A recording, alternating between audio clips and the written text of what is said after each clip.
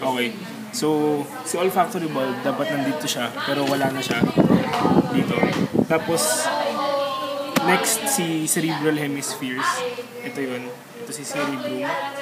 Tapos, ang mga gyri mo, siya yung mga folds. Si sulci mo, siya yung grooves, yung mga palubog. Tapos, ang next natin, si longitudinal cerebral fissure. Ito siya. Tapos, si corpus callosum, siya yung nagko-connect sa dalawang hemisphere na nasa loob, iti siya. Tapos, next si choroid plexus. Choroid plexus, siya yung itong vessel dito, na kulay pula.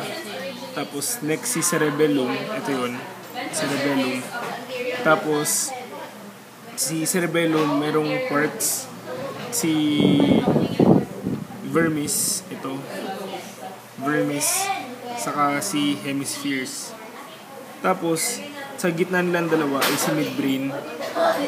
Tapos, so, yung corpora quadrigemina, siya tong apat. Tama, di ba?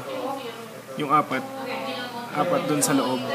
Tapos, yung mas anterior, siya si superior colliculi, dalawa yun. Tapos, yung dalawang inferior, ito.